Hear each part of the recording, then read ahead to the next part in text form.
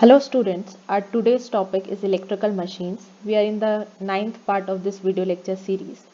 So these are the following contents which we are going to cover. We are going to study about the torque slip characteristics of a single phase induction motor. We have already studied in detail about the torque slip characteristics of three phase induction motor. Okay, and we have seen the starting methods and the speed control of three phase induction motor. Now we are coming to the single phase induction motor, which is the most widely used induction motor, because single phase induction motors are more widely used than three phase induction motor. Why? Because for domestic purpose, like we have studied that the three phase supply is generated at power plants, but what we get to our households and to our colleges, to nearby places, what we get, will be getting single phase supply. So single phase induction motors will be of much use. So single phase induction motors, which we use in houses, shops, offices or colleges, etc., we use for various things. Like we use it in vacuum cleaners, in fan there is a single phase induction machine motor, then in washing machines, in pumps, in blowers, etc. So we have a lot of application of this. So in this video lecture we will be also covering the various types of single phase induction motor. So these are the various types which we will be covering. So coming to this torque slip characteristics of single phase induction motor, now it is a single phase induction motor. So now we are giving a single phase AC supply, not a three phase AC supply. Single phase AC supply will be alternating in current, the voltage will be Vm sin omega t. Now we have studied that how the three phase supply develops a rotating magnetic field. Okay, so we need three phase supply in order to develop that rotating magnetic field on which the three phase induction motor is working. The principle is working based on its rotating magnetic field and electromagnetic law of Faraday's law of electromagnetic induction. Now in case of single phase, we are only having one alternating supply. Okay, it is alternating flux will be developed due to the alternating supply, not rotating flux won't develop, only alternating flux will be developed. So but for induction motor we need that flux to be rotating in nature. So in order to rotate that flux, in order to produce the torque from that flux, it is very important that we need to study its torque slip characteristics. So we will be having two fields in an induction motor. Suppose the field 1 torque slip characteristics is this, showing in the red dotted lines, and the field 2 torque developed is this. Both are in phase opposition with each other. Means if total flux is phi m, then this is produced by phi m by 2 and this torque is produced by minus phi m by 2. So if we calculate the resultant torque, then the resultant torque is of this nature, this blue line. So you can see at starting the speed of the rotor is 0. Okay, the speed of the rotor is 0, then definitely its slip is equals to 1. So at starting, what is happening at slip equals to 1, the torque is 0. That means the starting torque for a single phase induction motor is 0.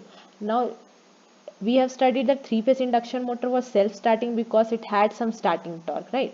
But in this case for single phase induction motor it is 0. So we need to start it by different means. So based on that, there are different types of single phase induction motor. So how they are started based on that theory. So we'll be studying all these types one by one. So before that, we'll be just discussing that what is the construction of single phase induction motor. Okay, for any machine or any motor, there will be two parts. Okay, the rotor and the stator. The stator will be the stationary part of the induction motor, and what is given to it, a single phase AC supply is given to the stator, and the rotor will be the rotating part of the induction motor, and it will be connecting some mechanical load through the shaft. So in case of induction motor, the rotor is of squirrel cage rotor type. Okay, only squirrel cage rotor types are made as induction motors. So it is almost similar, that it will be having rotor bars and it will be skewed, and it would be terminated by end rings. So it will be same, and similarly the stator connection will be also same as three phase. The stator will be having laminated stampings to reduce eddy current, and there will be slots in the stator where main windings can be placed, and only a single phase winding will be done. So this is how the construction is there for single phase induction motor. Just what happens in single phase induction motor, uh, the motors are provided with concentric coils. Okay, we can adjust the number of turns per coil like that. Okay.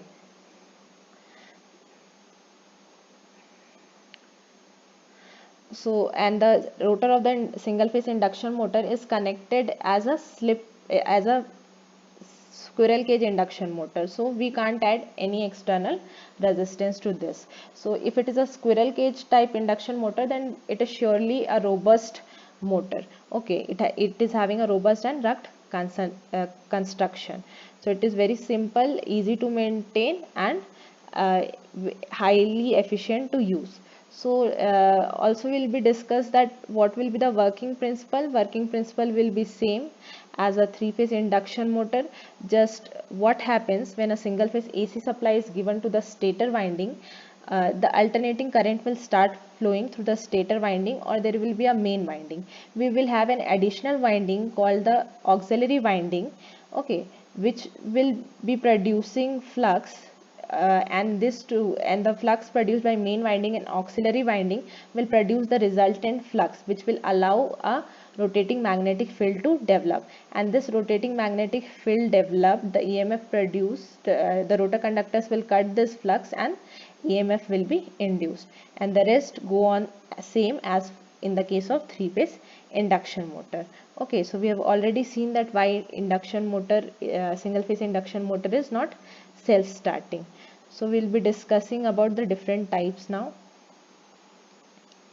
So this is the first type. This is the split phase induction motor. What happens in this split phase induction motor? For starting, we have a winding, and this winding is more resistive in nature. And for running condition, we have a winding, and this winding is highly inductive in nature. So if VT is the terminal voltage or the supply voltage, so this is VT, then the starting winding, this winding means it will consist of some resistance and some inductance, but it is highly resistive. Okay, so the starting current will be having some very small angle lag from the terminal voltage, because it has very high resistance, and the property of resistance is that the current will be in phase with voltage, but due to some presence of some small inductance, the starting current is lagging somewhat. And this other winding, the running condition winding, is very highly inductive and very less resistive. So if this coil is highly inductive, means it will show a large phase difference from the voltage. It will lag a lot, the current will lag a lot from this voltage. Okay, so this current, the running current, is lagging a lot from this terminal voltage or supply voltage. Now this starting current and running current, if we take resultant, we will get this IT as the resultant current. So this is how flux is produced, rotating magnetic field is produced in this split phase induction motor, and this induction motor starts running. So after the motor has started running and after it achieves 75% to 80% of the speed, then we can switch this starting winding out and the motor will be running freely. Now coming to capacitor start induction motor and capacitor start and capacitor run induction motor. What happens in this, in the starting winding there will be a capacitor, and this capacitor will be highly capacitive in nature. So the current flowing through this winding will be leading the voltage, because capacitor is connected, then surely the current flowing through the winding will lead the voltage. Okay, and the inductance of this coil is somewhat low and resistance is high. So overall means C is dominating in this circuit, then the starting current will lead the voltage. And then for running condition or the main winding current will be highly inductive. This winding is highly inductive, so it will lag the voltage by Im. So this is the difference between this is the starting current and this is the running current, and if we take the resultant, this is the resultant current, and this current will be producing the rotating magnetic field, and this motor will start rotating. After again it achieves some 75% to 80% of the full load speed, then we can remove this starting winding connection by this centrifugal switch. this is the case of capacitor start induction motor. In case of capacitor start and capacitor run induction motor, somewhere we will be studying such kind of a diagram, and somewhere what happens in capacitor start and capacitor run induction motor. Initially capacitor is started with some high value of capacitance, and after that in running condition a low value of capacitance is connected, okay, in series with this starting winding, and we will be getting similar phasor diagram for this condition also. Now next is the permanent split capacitor motor. In permanent split capacitor motor, what will happen, will be placing capacitor and there will be no switch, means we are not going to remove this starting winding. So this is a capacitor which is having some low capacitance value, but yet it is a capacitance and the start winding resistance is having some high resistance. Then this starting current will surely lead the voltage, and the main winding current will lag the voltage because it is inductive in nature. So we will again be getting a resultant current which will be responsible for production of magnetic field which will be rotating in nature, and this will cause this uh, rotor to rotate. Okay, when we have studied about this development of rotating magnetic field by three phase supply, before that we have also discussed about the two phase supply and we have seen the rotation. So what we are doing in single phase induction motor, we are doing that the single phase supply is given, but for some times, at least when the motor achieves 70 to 80% of its speed, we are giving it some starting torque also. Okay, some starting current, starting torque, we are doing some extra connection or auxiliary connection in order to start the motor, because single phase induction motor are not self starting. Now coming to shaded pole phase induction motor. In shaded pole phase induction motor, some part of this pole, see here, this is a 4-pole shaded machine. Okay, so some part of this pole is been shaded, and the rest part remains the same. So what is done in this shaded pole type is that uh, these poles are shaded by copper band or ring. Okay, so this copper bands or ring will be inductive in nature, and these poles are divided into some unequal halves. This is one portion and this is one portion. So the smaller portion which is carrying this copper band is the shaded portion. So when a single phase supply is given to the stator of the shaded portion of induction motor, an alternating flux will be produced. Now this change of flux induces EMF in this shaded coil. Since this shaded coil is short circuited in nature, so current is produced in the direction opposite to the main flux, and the flux in this shaded coil, shaded pole will lag behind the flux in the unshaded pole. Okay, the flux produced by this will lag by then the flux produced by this.